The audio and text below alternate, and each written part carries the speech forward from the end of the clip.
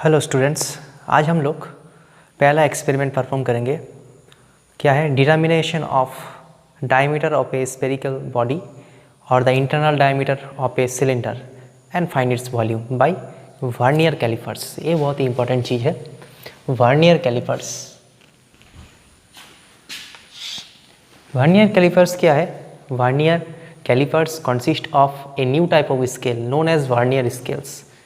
Vernier scale क्या होता है उसे समझने से पहले हम लोग एक एग्जाम्पल लेते हैं। हम लोग मान लेते हैं कि हम लोग कोई एक छोटा सा चीज़ है, उसका हम लोग लेंथ निकाल रहे हैं। तो कोई भी चीज़ का अगर हम लोग लेंथ मेज़र करते हैं तो कैसे करते हैं? हम लोग उस लेंथ को ऐसे रख देते हैं और उसका एक साइड जीरो के साथ कोइंसाइड कर देते हैं। मान लेते हैं कि एक रस्सी है जो कि इतना लेंथ का है, ठीक है। तो यहाँ पे हम लोग देख सकते हैं कि इसका लेंथ कितना है। तो हम लोग इसको इजीली बोल सकते हैं कि इसका लेंथ, ये हमारा क्या है, सेंटीमीटर स्केल है, 15 सेंटीमीटर होता है। हम लोग एक छोटा पोर्शन लिए, तो इसका लेंथ कितना है? इस जीरो के साथ जीरो मिल गया है। इसका जो लास्ट पॉइंट है वो किसके साथ मिला है?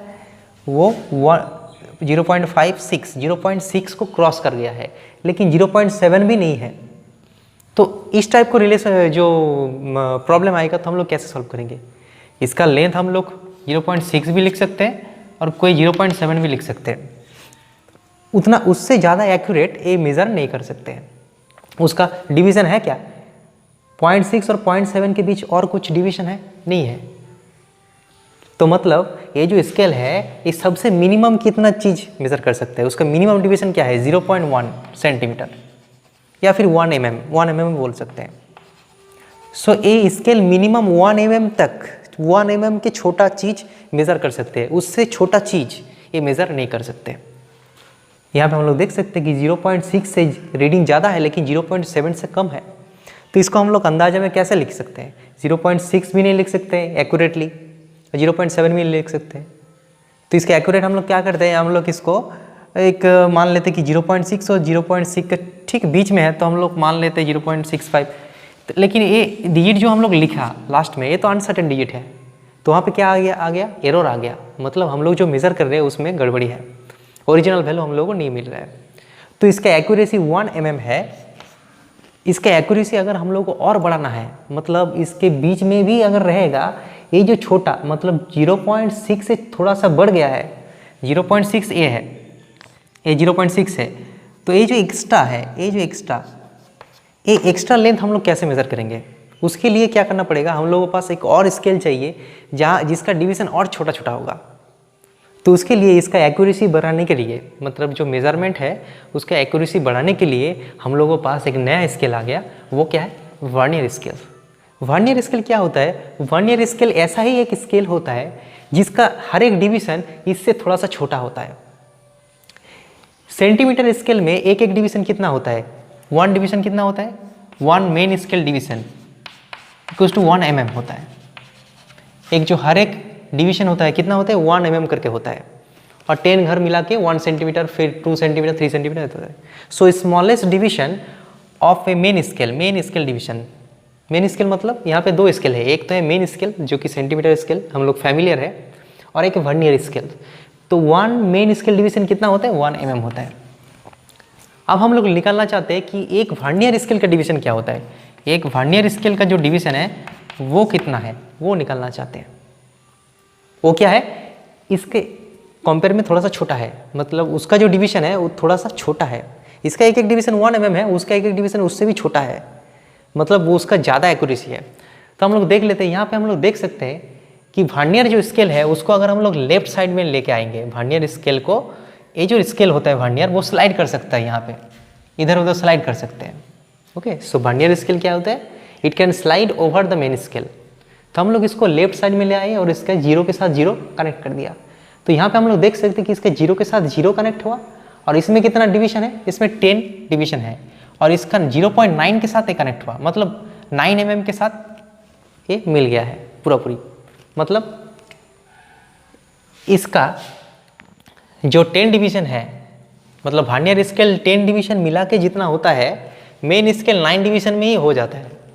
मतलब हम लोग लिख सकते हैं कि 10 vernier scale division is equals to 9 main scale division. Main scale का 9 घर मिला के जितना वैल्यू होता है वर्नियर का 10 घर मिला के उतना ही वैल्यू होता है। इससे क्या पता चलता है कि वर्नियर का एक एक घर क्या है, छोटा है, इसीलिए उतना ही लेंथ के लिए उसको ज़्यादा घर लग रहा है। तो यहाँ पर हम लिख सकते हैं कि 1 vernier scale division is equal to 9/10 main scale division. हम लोग क्या कैलकुलेट करना है, एक वर्नियर स्केल मतलब इसका जो छोटा छोटा घर है उसका वैल्यू क्या है वो निकालना है।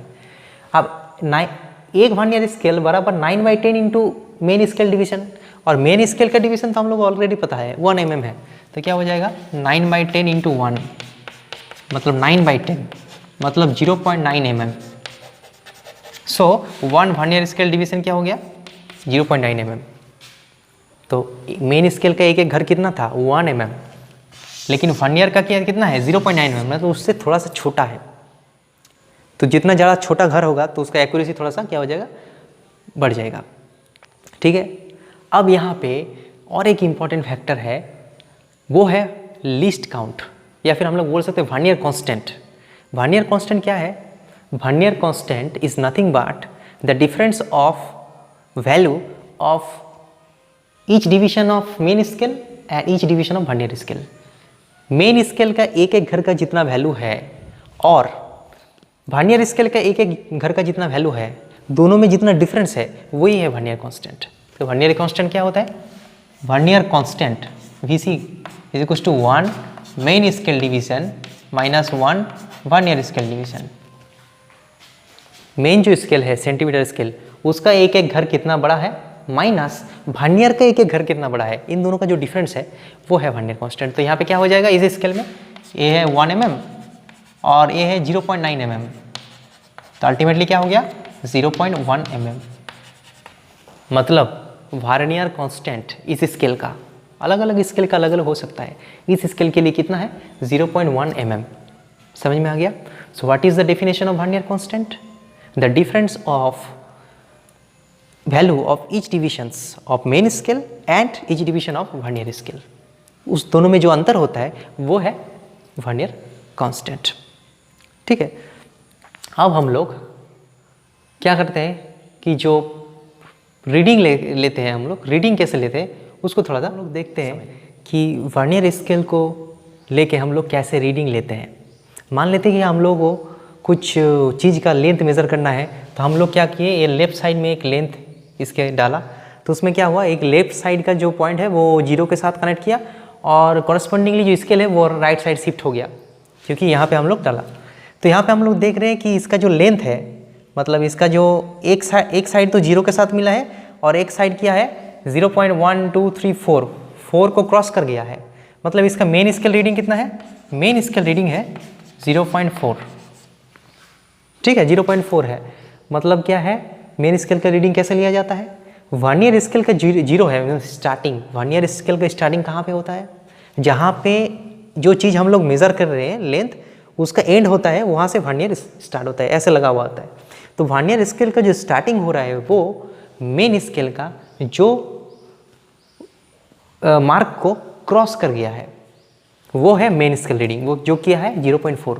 अब हम लोगों को क्या निकालना है, ये एक्स्ट्रा चीज़ निकालना है जो कि हम लोग उस स्केल से नहीं निकाल सकते हैं।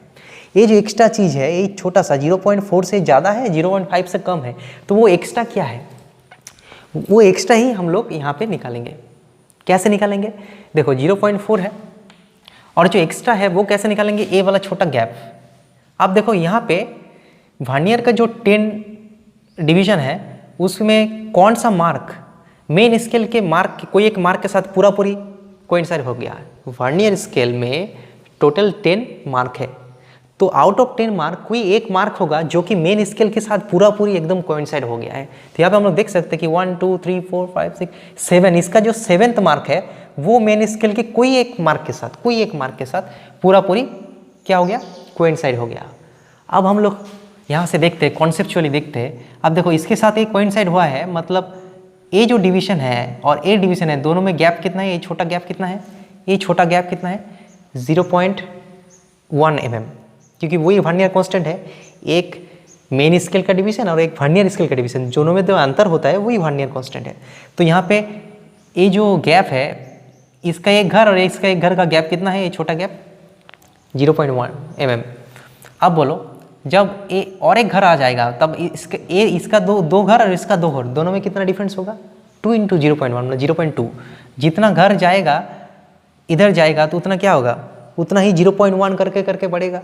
और एक समय ऐसा आएगा कि यहाँ पे इसका कितना घर, यहाँ पे इसका 1 2 3 4 5 6 7 है, तो इसका 7 और इसका जो डिवीजन है इसका जो गैप होगा, ये गैप होगा, कितना गैप होगा?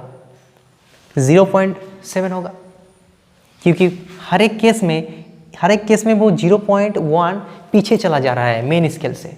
तो 7 बार पीछे गया वो, तो कितना पीछे जाएगा? 7 मल्टीप्लाइड बाई 0.1, तो ये हो गया इसका ये जो गैप। ठीक है, तो ये तो हम लोग एक नॉर्मल वैल्यू लिखे हैं, लेकिन इसको जनरलाइज कैसे करेंगे? इसको जनरलाइज करेंगे, ये हो गया डेटा, मतलब इसका रीडिंग कितना हो गया? 0.4 तो था ही, और जो एक्स्ट्रा था वो 0.01 होगा। सेंटीमीटर में लिखते हैं तो क्या होगा? 0.07। तो अल्टीमेटली क्या हो गया? 0.47 सेंटीमीटर इसका रीडिंग है। तो हम लोग उस स्केल में मेज़र करते तो इसको हम लोग 0.4 लिख सकते हैं, 0.5 लिख सकते हैं, एग्जैक्टली 0.47 है वो नहीं लिख सकते। तो यहाँ पे एक जो डिवीजन है, एक घर, उसका एक्यूरेसी बढ़ गया है। वहाँ पे एक्यूरेसी कितना था? 0.1 सेंटीमीटर, यहाँ पे एक्यूरेसी 0.01 सेंटीमीटर, पॉइंट के बाद 2 घर है। तो इसको हम लोग कैसे लिखेंगे? ये मेन स्केल रीडिंग है, ये है वर्नियर स्केल रीडिंग, और ये है वर्नियर कांस्टेंट। तो हम लोग इसको total reading is equals to main scale reading plus vernier scale reading multiplied by vernier constant. ठीक है, मेन स्केल रीडिंग कैसे मेजर किया जाता है? वर्नियर स्केल का इनिशियल पॉइंट, मतलब स्टार्टिंग जहाँ पे हो रहा है, वो मेन स्केल का जो डिवीजन को क्रॉस कर गया है वो है मेन स्केल डिवीजन। और वर्नियर स्केल का रीडिंग कैसे निकालेंगे? वर्नियर स्केल के कौन सा मार्क मेन स्केल के कोई भी एक मार्क के साथ पूरा पूरी कोइंसाइड हो गया। तो यहाँ हम लोग देख सकते हैं कि 7th मार्क, इसका जो 7th मार्क है वो मेन स्केल के कोई एक मार्क के साथ पूरा पूरी कोइंसाइड हो गया, तो इसका रीडिंग है 7। और इसका वर्नियर कांस्टेंट क्या है? Vernier constant 0.01। वो अलग अलग केस में अलग अलग हो सकता है। हम लोग जो स्केल लेके काम करेंगे वो 0.1 mm है या फिर 0.01 सेंटीमीटर है। ठीक है, तो हम लोग सेंटीमीटर में इसका टोटल रीडिंग ऐसे हम लोग स्टूडेंट्स यहाँ पे हम लोग देख सकते हैं कि हमारे पास एक है वर्नियर कैलिपर्स। यहाँ पे 2 चीज़ है, एक तो है मेन स्केल, ये मेन स्केल है जैसे कि नॉर्मल स्केल होता है सेंटीमीटर स्केल, और इसके ऊपर और एक स्केल रखा हुआ है जिसे हम लोग कहते हैं वर्नियर स्केल, ये जो है। तो यहाँ पे हम लोग देख सकते हैं, इसको अगर हम लोग बाएं तरफ ले जाएंगे तो यहाँ पे देख सकते हैं कि इसका जो 10 डिवीजन है, अच्छे से देखना पड़ेगा, इसका जो 10 डिवीजन है, ये जो वर्नियर स्केल है इसका 10 डिवीजन और मेन स्केल का 9 डिवीजन एक साथ कोइंसाइड हुआ है, मतलब इसका एक एक घर का वैल्यू थोड़ा सा कम है। ठीक है, तो वर्नियर कांस्टेंट क्या होगा? 1 main scale division minus 1 vernier scale divisions. Main scale का एक एक डिवीजन कितना है? 0.1 mm करके, सॉरी 1 mm करके, और इसका कितना है? क्योंकि ये 10 घर के साथ 9 घर मैच कर रहा है, तो हम लोग बोल सकते हैं कि 9 vernier scale division equals to 10 main scale division. So 1 vernier scale equals to 9/10 main scale division. So 9/10 into 1 मतलब 0.9 mm। So 1 mm minus 0.9 mm मतलब 0.1 mm। सो इस इंस्ट्रूमेंट का वर्नियर कांस्टेंट क्या होगा? 0.1 mm। ठीक है, तो अब हम लोग इस वर्नियर कांस्टेंट को यूज़ करके कोई भी रीडिंग ले सकते हैं। हमारे पास एक स्पेरिकल बॉब है, स्पेरिकल बॉब, तो इसका रेडियस हम लोग को निकालना है, डायमीटर निकालना है। तो इसका डायमीटर कैसे निकालेंगे हम लोग क्या करेंगे? ये जो वर्नियर स्केल है इसका अंदर इसको ऐसे रोल करेंगे और इसके अंदर ऐसे डालेंगे, और हम लोग को श्योर करना है ये जो रीडिंग हम लोग लेने वाले हैं वो बीच में होना चाहिए, तभी इसका डायमीटर हम लोग कैलकुलेट कर पाएंगे। ये लगभग बीच में है, ये लगभग बीच में है, उसको टाइट कर देना है, ऐसे टाइट हो गया। ठीक है, ऐसे, तो बीच में इसको रख के रीडिंग लेना है। तो इसका रीडिंग क्या है देखते हैं। इसका रीडिंग यहाँ पर हम लोग इसका जो रीडिंग है यहाँ पे देख सकते हैं कि यहाँ पे 1.8 को क्रॉस कर गया है, तो 1.8 मेन स्केल रीडिंग, और वर्नियर स्केल रीडिंग क्या होगा? कौन सा मार्क मेन स्केल के साथ एग्जैक्टली मिला है। यहाँ पर तो दिख रहा है कोई भी नहीं मिला है, मतलब अप्रोक्सीमेट देखना है। तो यहाँ पर देख सकते हैं कि 5, 6, 7 अप्रोक्सीमेट मिला है। सो मेन स्केल रीडिंग हो गया इसका 1.8 और वर्नियर स्केल रीडिंग इसका हो गया 7। अब हम लोगों के पास एक बीकर है जिसका वॉल्यूम निकालना है। इसका वॉल्यूम निकालने के लिए एक तो इसका हाइट चाहिए, जो हम लोग मीटर स्केल के साथ, नॉर्मल स्केल के साथ इजीली मेज़र कर सकते हैं, इसमें कोई दिक्कत की बात नहीं है। लेकिन इसका जो डायमीटर है, अंदर का डायमीटर, वो हम लोग कैसे कैलकुलेट करेंगे? उसके लिए वर्नियर कैलिपर्स हम लोग यूज़ करेंगे। कैसे करेंगे देखो, उसके लिए वर्नियर कैलिपर्स ऐसे लगाएंगे,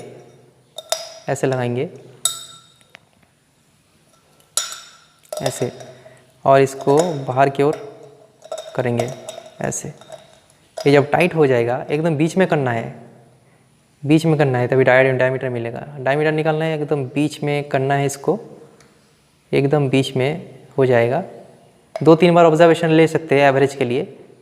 अब इसको यहाँ पे निकाल देते हैं और यहाँ पे रीडिंग देखते हैं कि यहाँ पे इसका रीडिंग कितना है। तो यहाँ पे हम लोग रीडिंग देख सकते हैं कि इसका रीडिंग कितना है, 6.1 को क्रॉस कर गया है। और मेन स्केल का कौन सा डिवीजन 6.1 को क्रॉस कर गया है, और फर्स्ट डिवीजन, इसका फर्स्ट डिवीजन मेन स्केल के साथ एग्जैक्टली कोइंसाइड हो गया है। ठीक है, तो यहाँ पर हम देख सकते हैं कि इसका मेन स्केल रीडिंग क्या होगा, 6.1, और वर्नियर स्केल रीडिंग होगा 1। ऐसे हम लोग सिमिलरली और 2 रीडिंग ले सकते हैं to get the accuracy. Beaker का जो हाइट है वो हम यहाँ से मेज़र कर सकते हैं। यहाँ पे देख सकते हैं कि बीकर का जो हाइट है वो है 11.4 approximately, it is 11.4 okay centimetre. तो ऐसे हम लोग इसका हाइट कैलकुलेट। तो टोटल हम लोग 3 रीडिंग ले लिया है और उसको हम लोग टेबुलेट कर लिए हैं। डायमीटर ऑफ द स्फीयर के लिए 3 रीडिंग क्या क्या था, एक तो है मेन स्केल का रीडिंग, तीनों ही सेम है, और जो वर्नियर स्केल रीडिंग है वो एक 7 है, 8 है और 7 है। तो यहाँ पे हम लोग टोटल डायमीटर कैलकुलेट कर सकते हैं। वो कैसे कैलकुलेट किया जाता है, main scale reading plus vernier scale reading multiplied by vernier constant. तो यहाँ पे 3 वैल्यू मिला है और हम लोग उसके एवरेज वैल्यू ले लिए हैं। ओके, एवरेज लेने से क्या होता है, एक्यूरेसी बढ़ता है। तो टोटल 3 रीडिंग हम लोग को लेना ही पड़ेगा और उसके बाद उसको एवरेज करना पड़ेगा। इंटरनल डायमीटर के लिए भी हम लोग टोटल 3 रीडिंग लिए हैं। तो यहाँ पे वर्नियर कांस्टेंट तो सेम ही है, वही स्केल हम लोग यूज़ किए हैं, और यहाँ पे हम लोग 3 रीडिंग लिए हैं। यहाँ पे हम लोग देख रहे हैं कि वर्नियर जो रीडिंग है वो 1, 0 और 2 थोड़ा सा अलग आया है, और अल्टीमेटली 3 रीडिंग मिला है और तीनों को हम लोग एवरेज कर दिया, और वहाँ पे 6.11 सेंटीमीटर इसका इंटरनल डायमीटर मिल गया है। ठीक है, और उसका जो लेंथ है, length of the cylindrical beaker, उसको हम लोग नॉर्मल मीटर स्केल से कैलकुलेट कर सकते हैं, जो कि 11.4 सेंटीमीटर है। ठीक है, तो फाइनली हम लोग कैलकुलेशन करते हैं कि जो स्फीयर मिला हम लोगों को, वो स्फीयर का वॉल्यूम निकालना है। तो V = 4/πr³ है। सो इसका डायमीटर ऑलरेडी हम लोग को मिल चुका है 1.87 सेंटीमीटर। तो हम लोग इसे रेडियस में इजीली कन्वर्ट कर सकते हैं by dividing it by 2। So 4/3 multiplied by pi 3.14 multiplied by diameter by 2 1.87 by 2 whole cube, and that is equals to 3.42 cm cube. ये है इसका volume of the sphere. Beaker का वॉल्यूम क्या होगा, वो सिलिंड्रिकल शेप में है, वो क्या होगा, πr²h। सो 3.14, उसका रेडियस कितना था 6.11 डिवाइडेड बाई 2 उसका whole square multiplied by h 11.4, so 334 centimetre cube. So in this way we can calculate the diameter of the sphere as well as we can calculate the internal diameter of the beaker, and hence we can find the volume of the sphere and beakers.